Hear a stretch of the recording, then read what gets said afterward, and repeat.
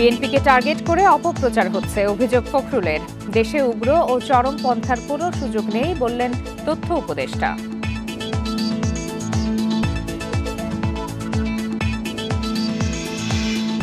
চট্টগ্রামের লোহাগাড়ায় আবারও মর্মান্তিক সড়ক দুর্ঘটনা, বাসের সাথে সংঘর্ষে মাইক্রোবাসের 10 আরোহী নিহত।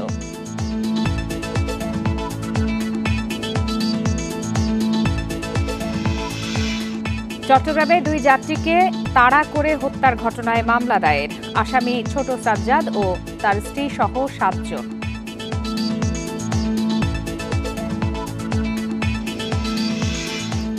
আখাউড়ায় টিকটক করতে গিয়ে ট্রেনের ছাদ থেকে পড়ে এক যুবকের মৃত্যু, আহত 3, ডিশ লাইনের তারে পেঁচিয়ে দুর্ঘটনা।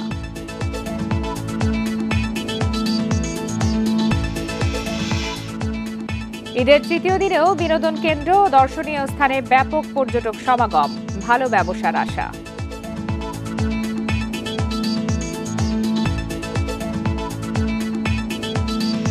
বান্ডেল থাকলে প্রতি সেনমানিতে টাকা বাঁচবে।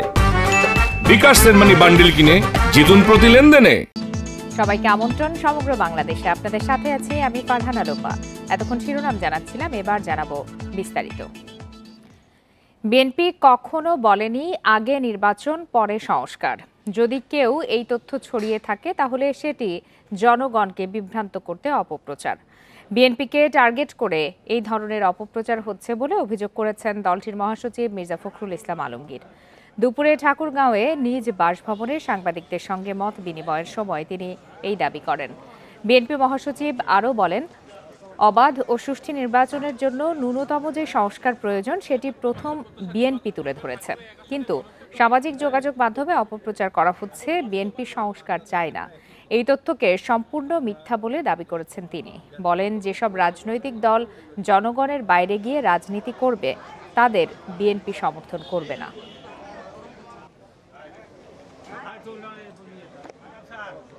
বিএনপিকে টার্গেট করে একটা জিনিস প্রচারণা করা হচ্ছে, এটা সবচেয়ে বেশি প্রচারণা হচ্ছে, সেটা সোশ্যাল মিডিয়াতে সবচেয়ে বেশি।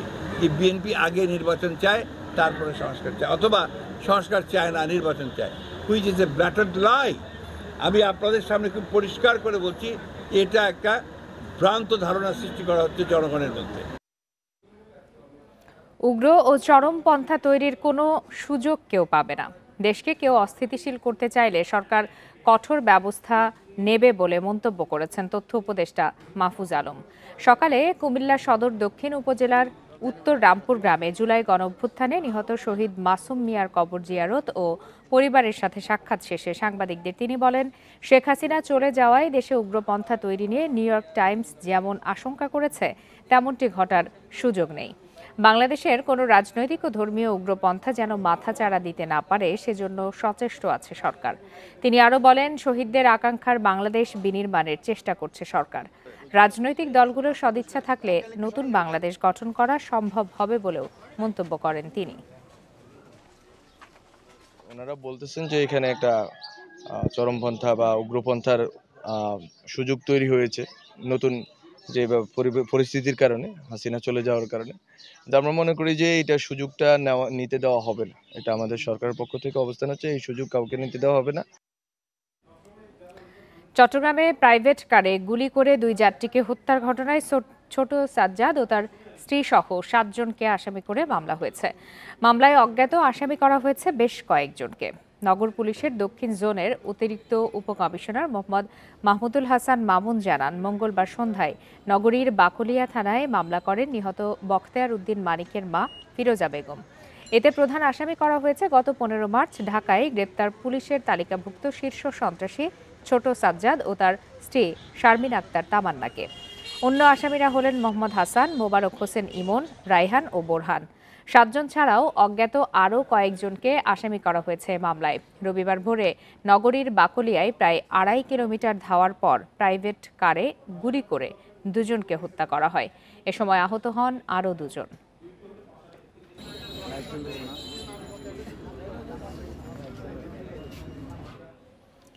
দুই দিনের ব্যবধানে চট্টগ্রামের লোহাগাড়ায় আবারও মর্মান্তিক সড়ক দুর্ঘটনা। সকালে চট্টগ্রাম কক্সবাজার মহাসড়কের চুনতিতে বাসের সাথে সংঘর্ষে মাইক্রোবাসের 10 আরোহীর সবার মৃত্যু হয়েছে। হতাহতদের পরিচয় এখনও নিশ্চিত করা যায়নি। বেপরোয়া গতি ও ভিন্ন জেলার চালকদের সড়কের ধরন না বোঝায় দুর্ঘটনা বাড়ছে বলছে পুলিশ। চট্টগ্রাম থেকে 9 যাত্রী নিয়ে কক্সবাজার যাচ্ছিল মাইক্রোবাসটি। সকাল 7:15টার দিকে চুনতির জাঙ্গালিয়া এলাকায় বিপরীত দিক থেকে আসা রিল্যাক্স পরিবহনের একটি বাসের সাথে মুখোমুখি সংঘর্ষে দুমড়ে মুচড়ে যায় মাইক্রোবাস।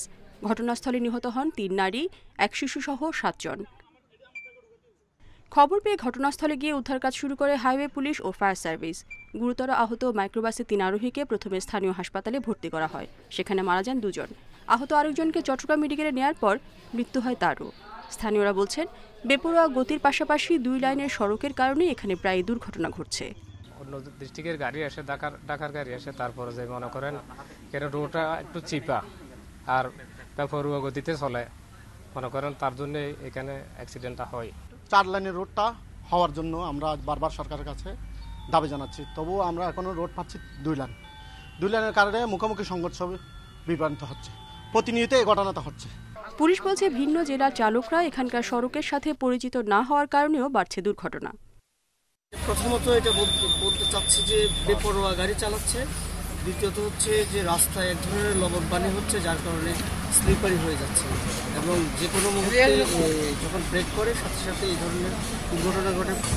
ঈদের দিন সকালে লোহাগাড়া জাঙ্গালিয়া মাজার গেটে বাস মিনিবাস সংঘর্ষে 5 জন নিহত হন, আহত হন আরও 8 জন। Independent news. আখাউড়ায় চলন্ত ট্রেনের ছাদে দাঁড়িয়ে টিকটক করতে গিয়ে নিচে পড়ে এক যুবকের মৃত্যু হয়েছে।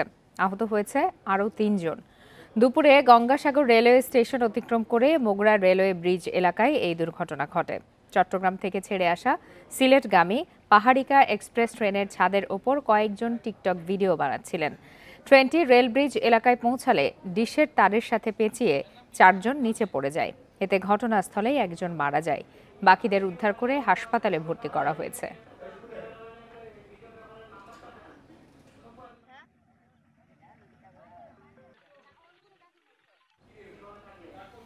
ঈদের তৃতীয় দিনেও দর্শনার্থীদের সমাগমে মুখর দেশের বিভিন্ন পর্যটন কেন্দ্র।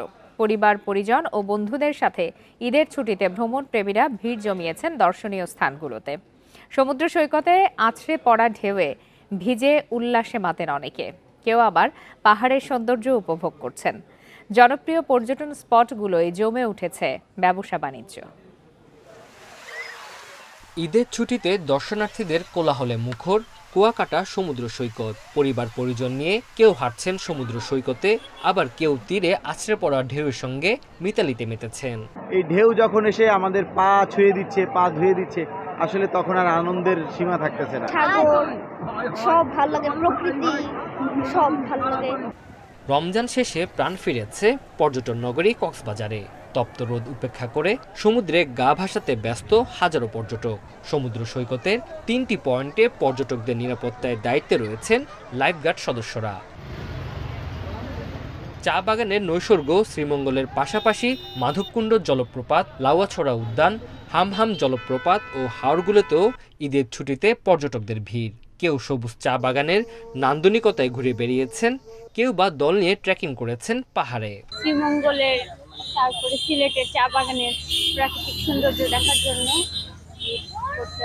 কাছাকাছি দেখার মতো অনেক এখানে পর্যটন প্লেস আছে। জেলা পুলিশ, উপজেলা প্রশাসনের সমন্বয়ে পুলিশ এলাকায় পর্যটকরা নির্বিঘ্নে ঘুরবে ফিরবে, কোনো ধরনের আইন শৃঙ্খলা বিঘ্নিত না হয় সেজন্য আমরা সচেষ্ট আছি। এদিকে পাহাড়ের সৌন্দর্য উপভোগ করতে বান্দরবনে ছুটেছেন দর্শনার্থীরা।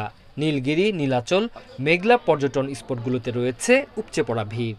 চিম্বুক পাহাড় এবং বান্দরবান শহরের আশেপাশে ঘুরবো, শৈলপ্রপাতে যাওয়ার ইচ্ছে আছে। বান্দরবান জেলায় পর্যটনকে সবসময় হাইয়েস্ট প্রায়োরিটি দিয়ে আমরা কাজ করি। আইন শৃঙ্খলা রক্ষাকারী বাহিনী সর্বদাই জাগ্রত। ভোলাগঞ্জের সাদা পাথরেও ভিড় করেছেন পর্যটকেরা। ছুটির ফাঁকে পাহাড় আর নদীর মিতালি দেখতে ছুটে আসছেন হাজারো মানুষ। পাহাড়ের বুক চিরে বয়ে যাওয়া স্বচ্ছ পানিতে জলকেলিতে মাতেন অনেকে। Tanzil Hasnat, Independent News. ঈদ আনন্দ উদযাপনের আরো খবর জানাতে এই মুহূর্তে নরসিংদী থেকে যোগ দিয়েছেন সহকর্মী মোহাম্মদ আসাদুজ্জামান। সরাসরি চলে যাচ্ছে তার কাছে। আসাদুজ্জামান, ড্রিম হলিডে পার্কে ঈদ আনন্দ উদযাপনে কত সংখ্যক মানুষের ভিড় দেখা যাচ্ছে, আর সেখানে কোনো বিশেষ আয়োজন রয়েছে কিনা ঈদকে ঘিরে? আপনি জানেন যে আসলে নরসিংদীর যে ড্রিম হলিডে পার্ক, এটি আসলে আন্তর্জাতিক মানে একটি পার্ক। এখানে আপনি জানেন যে 22-25টির মতো রাইডস রয়েছে এখানে। সবগুলি রাইডস কিন্তু আন্তর্জাতিক মানে। আমি যদি এখানে দেখাই যে আপনার এই ড্রিম হলিডে পার্কে কিন্তু সকাল থেকে যে দর্শকদের যে পদাচরণটা সেটা কিন্তু এখনো আছে, এবং দর্শকরা বিভিন্ন ধরনের রাইডস, বিশেষ করে আপনার ওয়াটার পার্ক সহ বিভিন্ন ধরনের যে রাইডস রয়েছে এসব রাইডসে তারা আনন্দ উৎসব করছেন। বিভিন্ন বয়সী দর্শনার্থীরা সকাল থেকেই এখানে আসা যাওয়া করছেন। এবং আপনি যেটি বলছেন যে এখানে দর্শনার্থীর সংখ্যা, আসলে এটার সুনির্দিষ্ট কোনো সংখ্যা এখনো পর্যন্ত বলা মুশকিল। হাজার হাজার মানুষের যে উপচে পড়া ভিড় সেটি আসলে এখানে রয়েছে। আবার আপনি জানেন যে এই ঈদে কিন্তু বিভিন্ন চাকরিজীবী মানুষের দীর্ঘ একটা ছুটি পেয়েছেন, লম্বা ছুটি। এই ছুটি তারা ঈদের যে ছুটি সেটা আনন্দ উৎসবের সাথে পালন করার জন্য যে নরসিংদীর যে ড্রিম হলিডে পার্ক, সেখানে আপনি জানেন যে ঈদের পরদিন থেকে যে উৎসবের যে ভিড়টা সেটা শুরু হয়েছে, এবং এই ভিড়টা কিন্তু তৃতীয় দিন আজও কিন্তু অব্যাহত রয়েছে। এবং দর্শকরা যেটি আসলে বলছেন যে এখানে এই যে ঈদের যে প্রস্তুতি, ঈদের যে ঈদ আনন্দ উৎসব করার যে ছুটির যে দীর্ঘ যে ছুটি, এই ছুটিতে কিন্তু এখানকার এই যে বিনোদন কেন্দ্র নরসিংদী ড্রিম হলিডে পার্ক, এখানে আসলে এই ভিড়টা আসলে থেকেই যাবে, এবং যতদিন পর্যন্ত ছুটি থাকবে ততদিন পর্যন্ত কিন্তু এই উপচে পড়া ভিড়টা এখানে থাকবে। তো দেশের বিভিন্ন এলাকা থেকে আগত যেসব দর্শনার্থীরা এখানে আসছেন, এখানে আপনি জানেন যে এই পার্কে ঢাকা সিলেট যোগাযোগ ব্যবস্থা ভালো হয়, এবং আশেপাশের যে পার্কের যে নিজস্ব নিরাপত্তা ব্যবস্থা সহ আইন শৃঙ্খলা বাহিনীর যে সরব উপস্থিতি, সেসব নিরাপত্তা ব্যবস্থার কারণে কিন্তু এই দর্শনার্থীদের সংখ্যাও অনেক বেড়েছে। মোহাম্মদ আসাদুজ্জামান, আপনাকে অনেক ধন্যবাদ। সারা দেশের মতো রাজধানীতেও ঈদ আনন্দে মেতেছেন রাজধানীবাসী। এ বিষয়ে আরো বিস্তারিত জানাতে এই মুহূর্তে আমাদের সাথে যোগ দিয়েছেন সহকর্মী জাহিদুল বাশার। জাহিদুল বাশার, আপনি তো এরই মধ্যে রাজধানীর বিভিন্ন বিনোদন কেন্দ্র এবং ঐতিহাসিক স্থাপনা ঘুরে দেখেছেন। কি পরিমাণ দর্শনার্থী বা বিনোদন প্রেমী মানুষ সেই জায়গাগুলোতে আসছেন, এবং তাদের বক্তব্য কি, সার্বিক ব্যবস্থাপনা নিয়ে তারা সন্তুষ্ট কিনা? লোপা, আপনাকে ধন্যবাদ। দেখুন, আজকে ঈদের তৃতীয় দিন, কিন্তু আপনাকে যদি এই মুহূর্তে আমি আছি জিয়া উদ্যানের এই মুহূর্তের দৃশ্য যদি একটু দেখাই, কেবল লোকজন আসতে শুরু করেছেন, অর্থাৎ রোদ খানিকটা, সূর্য খানিকটা পশ্চিম আকাশে ঢলে পড়েছে, এবং এরই মধ্যে লোকজন আসা শুরু হয়েছে। তো এই মুহূর্তের যদি পরিস্থিতি একটু দেখায়, আপনি একেবারে জিয়াউর রহমানের সমাধি এর আশপাশে, জিয়া উদ্যানের চতুর্পাশে যারা আসছে, দেখেন শুধু মানুষের ঢলটা কিন্তু ভেতরের দিকে ঢুকছে।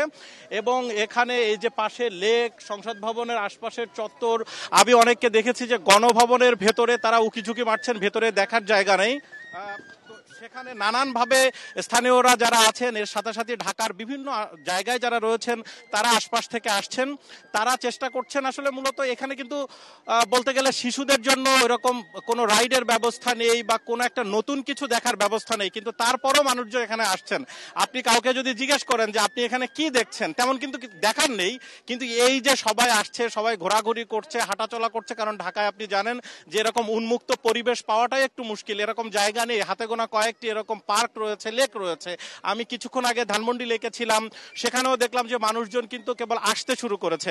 আমরা এখানে দেখেছি, যাদের সাথে কথা বলেছি, এবার সবার মধ্যে এক ধরনের স্বস্তি আছে, কিন্তু কারণ সবাই যেটি বলছে যে পুরো রমজান মাসটা তারা স্বস্তির সাথে পার করেছেন, এবং তার পরবর্তীতে এই যে ঈদের কেনাকাটা, বাড়ি ফেরা বা সব মিলে কোনো ধরনের ভোগান্তি ততটা হয়নি, যার কারণে সবার চোখে মুখে আমরা কিন্তু একটা আনন্দের বহিঃপ্রকাশ এখানে দেখছি। এখানে বিভিন্ন জন বিভিন্ন ধরনের পসরা নিয়ে বসেছেন, বাঁশি বাজাচ্ছেন কেউ। আমি যদি একটু দেখাই, এখানে যারা বাঁশি বাজাচ্ছেন, বিভিন্ন ধরনের বাঁশির সুর কিন্তু আমরা শুনতে পাচ্ছি। আমরা যদি একটু আমাদেরকে, আপনি বাঁশি বাজাচ্ছেন দেখতে পাচ্ছি, ঈদের গানের বাঁশি বাজাচ্ছিলেন, একটু যদি আমাদেরকে শোনান, আমাদের দর্শকরা শুনতে। অবশ্যই শোনাচ্ছি।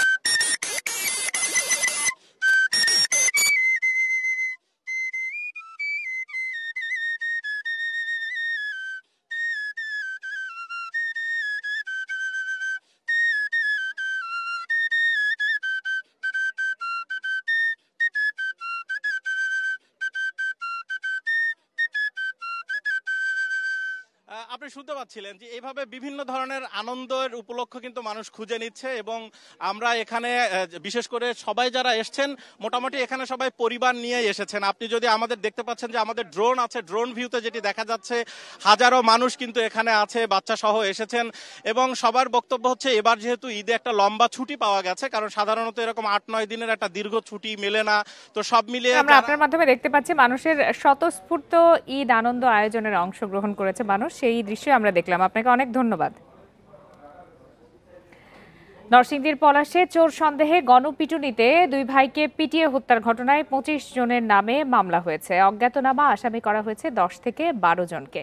মঙ্গলবার রাতে নিহত রাকিব ও সাকিবের মা রাবেয়া বেগম পলাশ থানায় মামলাটি করেন।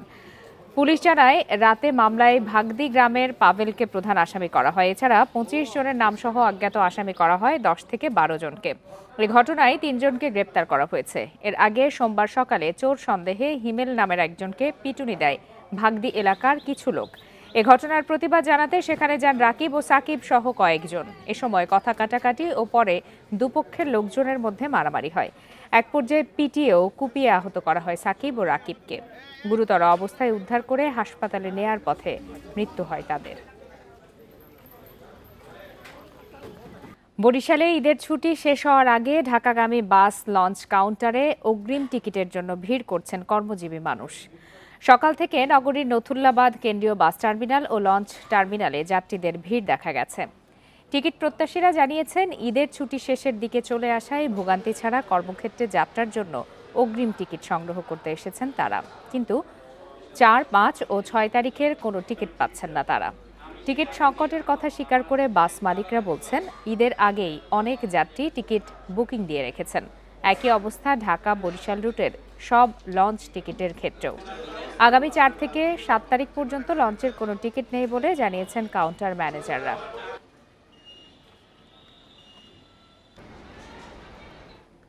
এদিকে বাড়তি ভাড়া নেওয়ার অভিযোগে খুলনায় বাস কাউন্টারে অভিযান চালিয়েছে বিআরটিএ। দুপুরে নগরীর রয়্যাল মোড়ে এই অভিযান চালানো হয়। এ সময় টিকিটের মূল্য বেশি রাখা সহ বিভিন্ন অভিযোগে 4 প্রতিষ্ঠানকে 22,000 টাকা জরিমানা করেন বিআরটিএর ম্যাজিস্ট্রেট। তিনি জানান ঈদকে কেন্দ্র করে আগে ও পরে টিকিটের মূল্য বেশি রাখা হয়, এই অভিযোগে অভিযান চালানো হয়েছে। এদিকে রাজশাহী নগরীর শিরোইল বাস টার্মিনালের বিভিন্ন কাউন্টারে অভিযান চালানো হয়েছে। এ সময় বাড়তি ভাড়া না নেয়ার বিষয়ে সবাইকে সতর্ক করা হয়।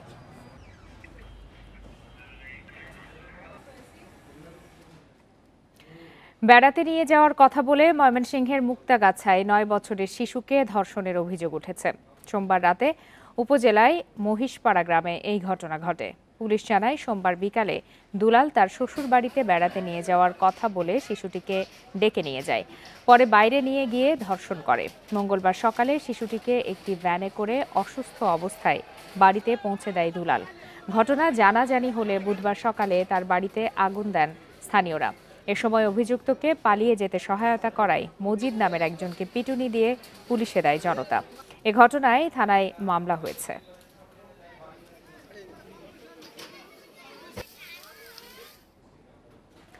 রাজশাহীর বহুতল ভবনে আগুন নেভানোর জন্য অত্যাধুনিক টার্ন টেবল ল্যাডার টিটিএল গাড়ি থাকলেও সেটি কোনো কাজে আসছে না, কারণ নগরীর বিভিন্ন রাস্তায় গাছের ডালপালা আর তারের জঞ্জালে গাড়িটি বের করাই যাচ্ছে না। বড় দুর্ঘটনা এড়াতে সড়কগুলো থেকে তারের জঞ্জাল মুক্ত করার তাগিদ দিয়েছেন বিশিষ্টজনরা। গত কয়েক বছরই রাজশাহী নগরীতে অসংখ্য বহুতল ভবন গড়ে উঠেছে, কিন্তু এসব ভবনে অগ্নিকাণ্ড বা কোনো দুর্ঘটনা ঘটলে সর্বোচ্চ 3-4 তলা পর্যন্ত অভিযান চালানোর সক্ষমতা রয়েছে দমকল বিভাগের।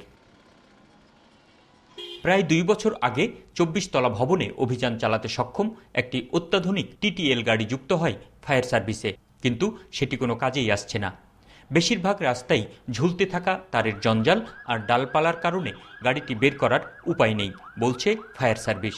এই এলাকাতে গাড়ি ঢুকতে যেয়ে দেখি যে আমার প্রচুর ডিশের তার, বৈদ্যুতিক তার, অনেকগুলো গাছ আমাদের বাধাগ্রস্ত হচ্ছে। আমরা যে মানুষের জীবন বাঁচাবো তখন আমরা কি করব, আমরা নিজেরই জীবন হয়তো রক্ষা করতে পারবো না। তার ও ডালপালা সরানোর জন্য আবেদন দেওয়া হয়েছে অন্তত 1.5 বছর আগে, কিন্তু এখন পর্যন্ত কার্যকর কিছুই হয়নি। নির্বাহী প্রকৌশলী বিদ্যুৎকে বলে রেখেছি যে ওনাদের সঙ্গে যোগাযোগ করে তাৎক্ষণিকভাবে এগুলো ক্লিয়ার করে দেওয়া, এবং অগ্নিকাণ্ড ঘটার পরে যেন আমি না শুনি যে এখানে এই ডিশের তার বা আমাদের ইলেকট্রিক ওয়্যারিংয়ের কারণে এই ফায়ার সার্ভিসের গাড়িটা ঢুকতে পারেনি। নগর পরিকল্পনাবিদরা বলছেন, অগ্নিকাণ্ড বা দুর্ঘটনার কথা মাথায় রেখে সব রাস্তায় ফায়ার সার্ভিসের বাধাহীন চলাচল নিশ্চিত করা খুবই জরুরি। ডেভেলপমেন্ট অথরিটি তাদেরকে একটা ভালো রোল প্লে করতে হবে। ইন ফিউচারে যে সিটি যে এক্সপ্যান্ড করছে সেক্ষেত্রে রাস্তার বা ফায়ার সার্ভিসের যে রিকোয়ারমেন্ট দরকার তারা ঠিকমতো এটা অ্যাড্রেস করছে কিনা। অগ্নিকাণ্ড রোধে নগরীতে পানির সংরক্ষণ এবং প্রতিটি ভবনে অগ্নি নির্বাপন ব্যবস্থা নিশ্চিত করার পরামর্শ দিয়েছেন বিশিষ্টজনরা। Ahsan Habib, Apu, Independent News, Rajshahi. শিকার, পাচার ও আবাসস্থল হারানোর কারণে অস্তিত্ব সংকটে পার্বত্য চট্টগ্রামের বিভিন্ন প্রজাতির পাখি। এর মধ্যে বিপন্নতার মুখে রাজধনেশ, লালমাথা, কুচকুচি সহ বিভিন্ন প্রজাতি। পরিবেশবাদীরা বলছেন, বনায়নের জন্য গুরুত্বপূর্ণ উপাদান পাখি হারিয়ে গেলে হুমকির মুখে পড়বে পাহাড়ের জীববৈচিত্র্য। পাহাড়ি বনে আগে অহরহ দেখা যেত সবুজ ঘুঘু, এখন এটি বিপন্নপ্রায়। সবুজ ঘুঘুর মতো পার্বত্য চট্টগ্রামে বিপন্নতার মুখে রাজধনেশ, লালমাথা কুচকুচি, হিল ময়না সহ বিভিন্ন প্রজাতির পাখি। আবাসস্থল কমে যাওয়া, শিকার এবং পাচারের কারণে অস্তিত্ব সংকটে পার্বত্য চট্টগ্রামের পাখি। বনের পরিমাণ কমে যাওয়ায় কমেছে পাখির বিচরণও। খাগড়াছড়ি জেলায় যেভাবে বন পুরানো হচ্ছে, কেটে ফেলা হচ্ছে এবং আমরা যা দেখতে পাই যে মাদারটি অলমোস্ট নাই বলতে গেলে, যে কারণে আমরা ধনেশটা প্রায় হারিয়েই ফেলেছি। হিল ময়না, লালমাথা কুচকুচি, তারপরে ধনেশ পাখি একটা সময় অ্যাভেলেবেল ছিল পার্বত্য চট্টগ্রামে। বর্তমানে হচ্ছে এই প্রাকৃতিক যে বনগুলো উজাড়, আবাসস্থল নষ্ট এবং খাদ্য সংকটের কারণে বিপন্ন। পরিবেশবাদীদের মতে, বনের বিস্তৃতির ক্ষেত্রে পাখি বড় ভূমিকা পালন করে। পাখি রক্ষায় কেবল বনজ গাছ রোপণ না করে পাখি বান্ধব বৃক্ষরোপণের আহ্বান তাদের। বন বিভাগ যে ভূমিকাটা রাখতে পারে সেটা হচ্ছে তারা একতরফাভাবে বনজ বৃক্ষ না লাগিয়ে পাখি বান্ধব বৃক্ষ রোপণের মাধ্যমে তারা পাখিদের জন্য বসবাসের উপযুক্ত আবাসস্থল তৈরি করতে পারে। পাহাড়ের জীববৈচিত্র্য রক্ষায় শিকার ও পাচার বন্ধের পাশাপাশি দেশীয় প্রজাতির গাছ রোপণের মাধ্যমে প্রাকৃতিক বন ফিরিয়ে আনার উদ্যোগের কথা জানিয়েছে বন বিভাগ। আমরা প্রতিটা রেঞ্জে এখানে টহল টিম গঠন করেছি, কেউ যাতে পাখি না ধরতে পারে বা শিকার না করতে পারে, পাচার না করতে পারে। তার পাশাপাশি আমরা যখনই কোনো ইনফরমেশন পাই আমরা তাৎক্ষণিকভাবে সেটা অভিযান পরিচালনা করি। পাখি শিকার বন্ধে বন্যপ্রাণী নিরাপত্তা ও সংরক্ষণে আইনের প্রয়োগ চান পরিবেশবাদীরা। Independent news. তথ্য উপদেষ্টা মাহফুজ আলমের বাবা আহত আজিজুর রহমান বাচ্চু মোল্লাকে দেখতে তার বাড়িতে গিয়েছেন বিএনপির যুগ্ম মহাসচিব শহীদউদ্দিন চৌধুরী অ্যানি। মঙ্গলবার বিকালে সমবেদনা জানাতে তার বাড়িতে যান তিনি। এ সময় অ্যানি বলেন, সম্প্রতি আজিজুর রহমান বাচ্চু মোল্লার সঙ্গে যে ধরনের অনাকাঙ্ক্ষিত ঘটনা ঘটেছে তা কোনোভাবেই মেনে নেওয়া যায় না। নিষিদ্ধ ছাত্রলীগ নেতা সন্ত্রাসী মেহেদী হাসান মঞ্জুর পক্ষ আজিজুর রহমান বাচ্চু মোল্লা নেবেন না এবং নেননি, সুতরাং ভুল বোঝাবুঝির কোনো অবকাশ নেই বলেও জানান তিনি। আজিজুর রহমান বাচ্চু মোল্লা ছোটবেলা থেকে বিএনপির রাজনীতির সঙ্গে জড়িত বলেও জানান তিনি। আহত হয়েছেন, সেই জন্য ওনার পরিবারের পাশে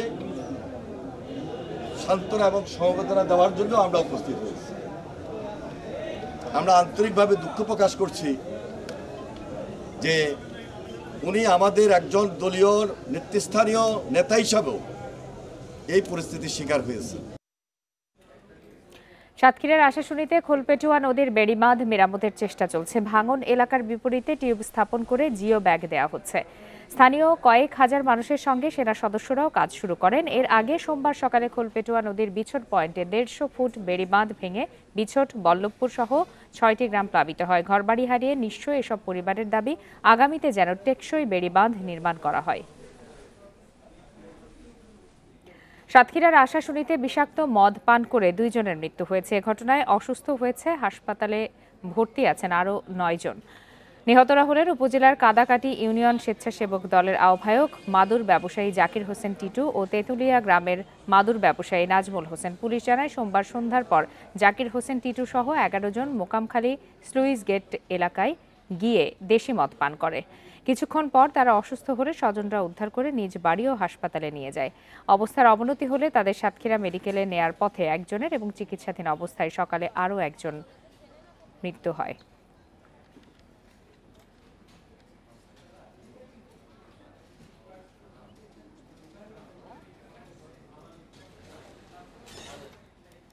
আর এই ছিল আজকের সমগ্র বাংলাদেশ। এতক্ষণ সাথে থাকার জন্য ধন্যবাদ সবাইকে।